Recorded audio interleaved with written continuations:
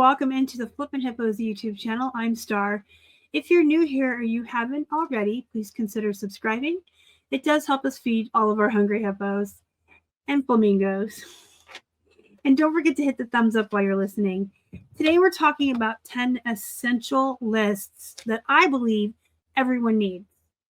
And the beginning of the year is the best time to update your lists from the year prior if you've already made these lists, or to create them anew if you haven't yet.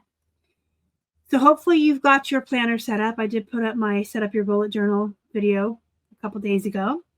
I'll have that link at the end if you haven't watched it yet. But you can just get a notebook for this as well, scratch paper. You can open up Word on your computer and type it in, however you want to do it.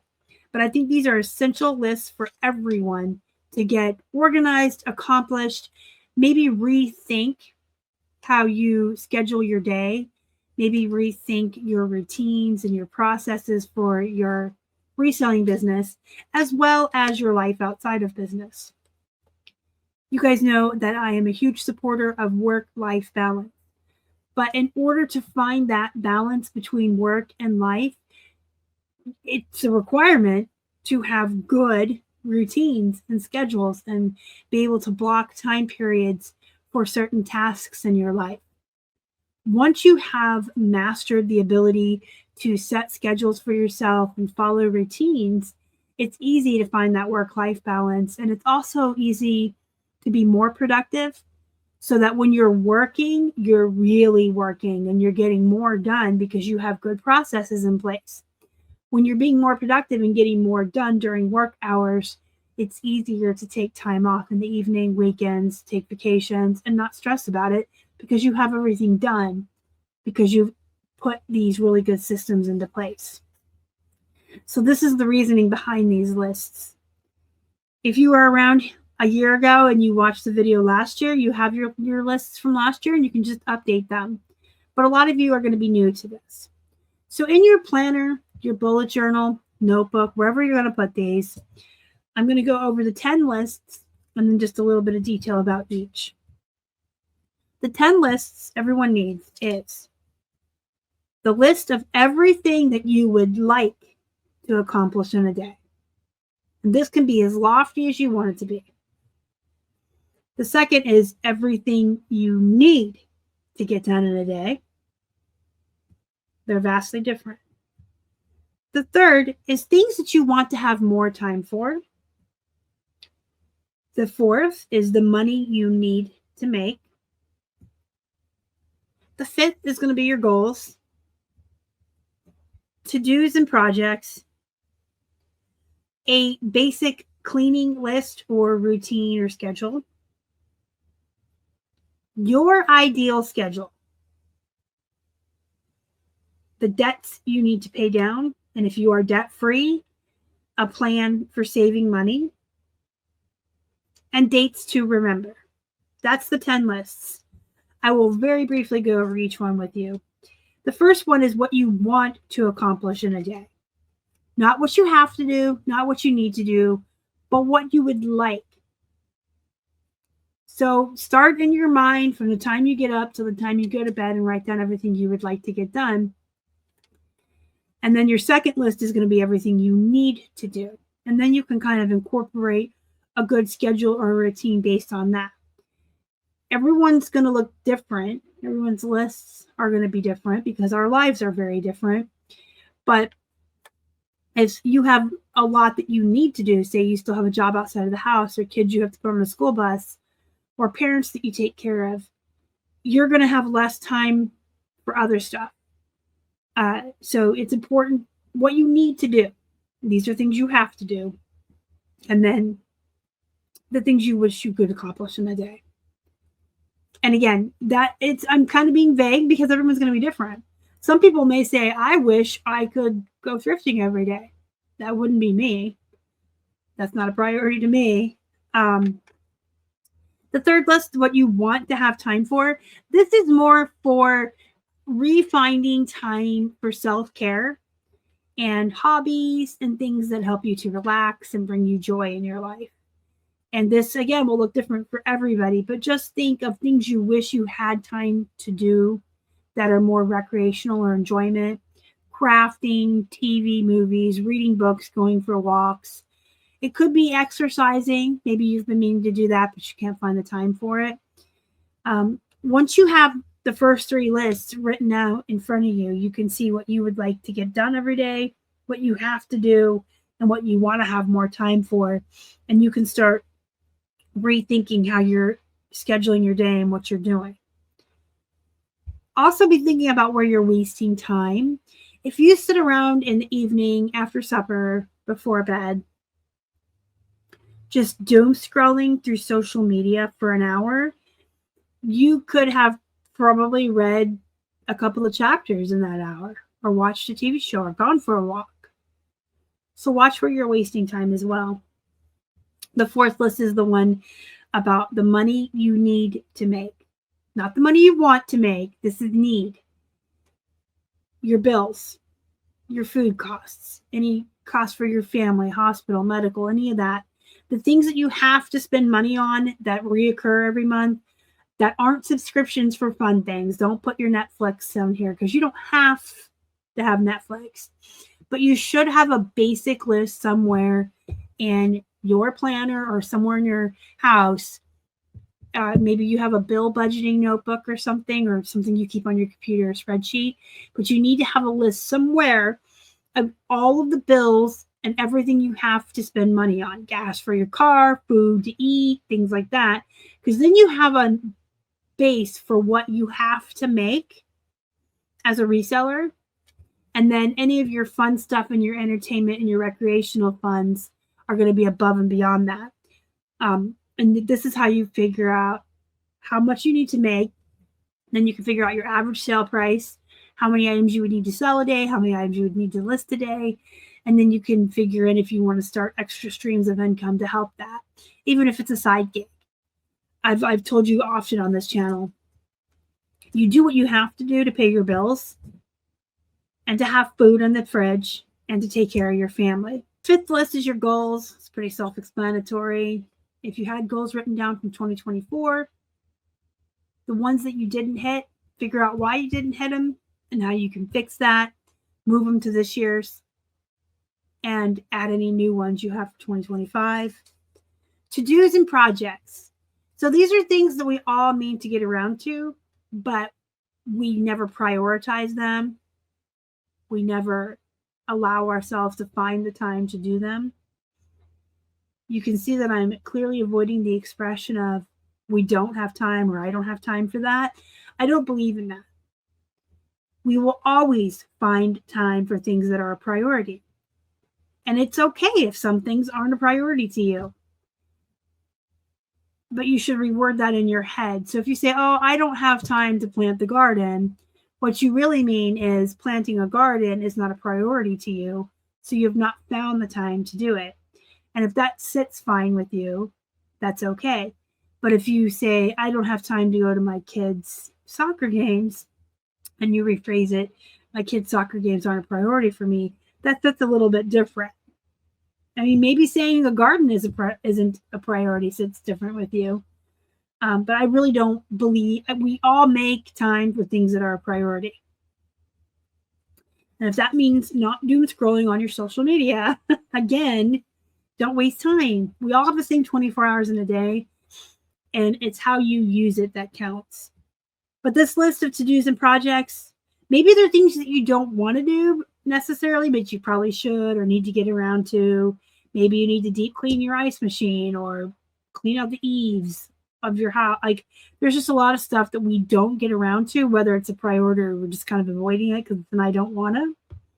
Put them on the list. See how many you can get done this year. Cleaning list or routine. Some people do like to take just one day a week and clean their whole house top to bottom. I'm not one of these people. Number one, I have a disability and I can clean for about 15 minutes before I have to stop. If I go beyond that, I get to where I'm in excruciating pain and I just can't. Even prior to becoming disabled and having chronic pain issues, the was never really a fan of spending an entire weekend day or one of my days off cleaning. I like to do a little bit each day, little chunks. I follow the Fly Lady system. You can, I'll put her link down below. You can check it out for yourselves.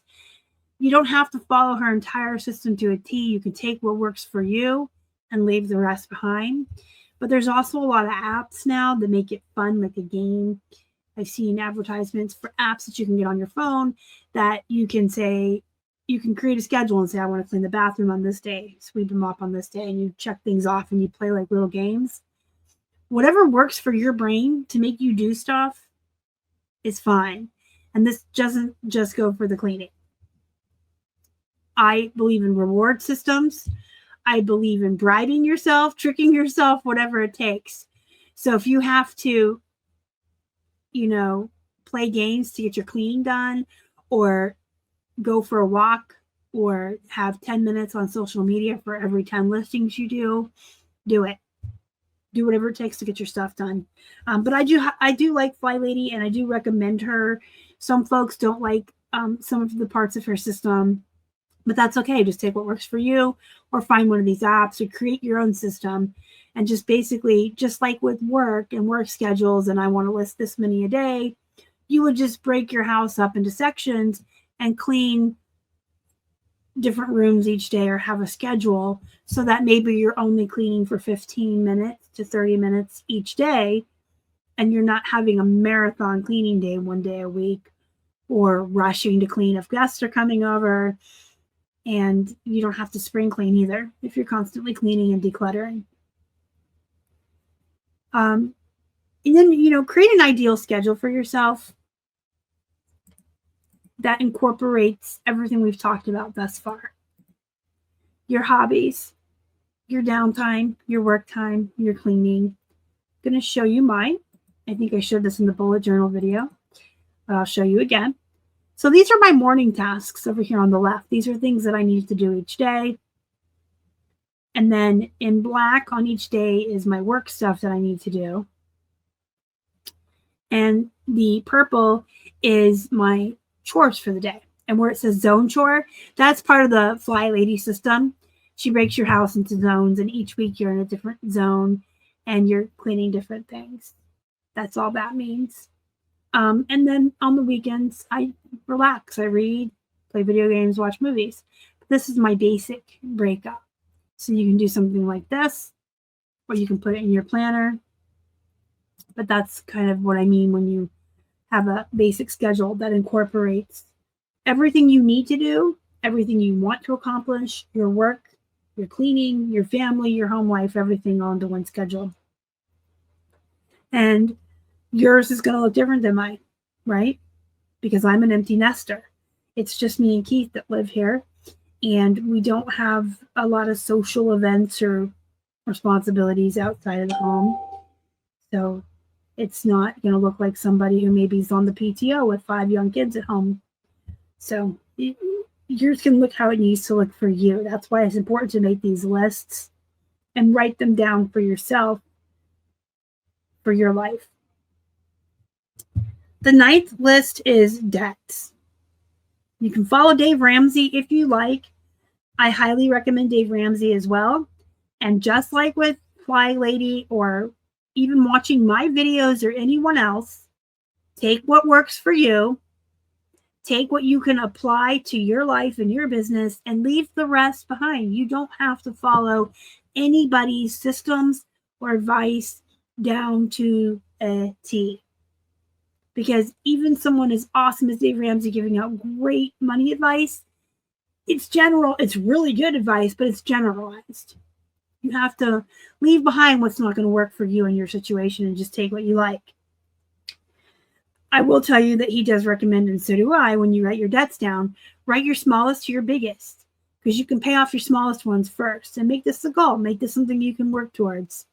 Maybe you can get a couple paid off this year.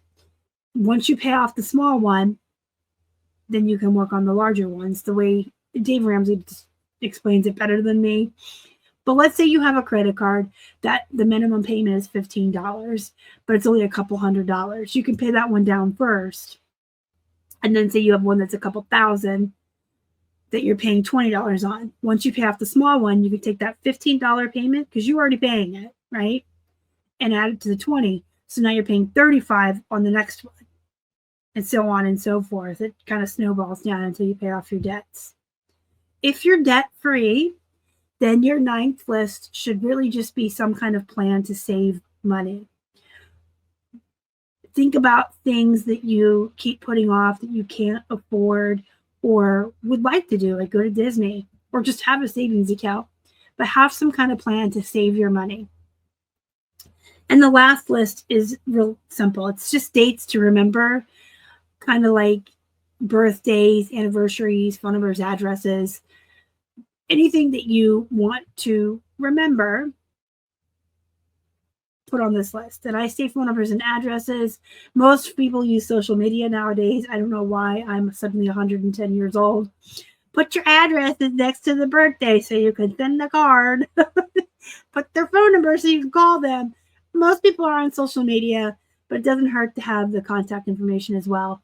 But birthdays, anniversaries, dates you need to renew your medication prescriptions, dates you need to go to the doctor, just any dates that you want to remember. This is very similar to your future log that you keep in your planner that I talked about, but it's more for reoccurring dates that are going to happen every year, because then you can take from this list and apply it to your calendar and your weekly calendars as you go along in the year, and then just write them every year. So those are your lists. I really recommend doing these. I know it's homework. I know it's work. I do them every year. I think they're super important for all the reasons I mentioned at the beginning of the video. If you want 2025 to be the year that you finally get organized, you finally start managing your time better, you finally start getting more done in a day and having better routines and processes for your reselling business, and you finally have more free time, write these lists in a notebook, create these lists, and apply these things and create those schedules. Okay? So go write your lists. Also join my Facebook group. And I'll see you in the next one. Thanks for watching. Bye.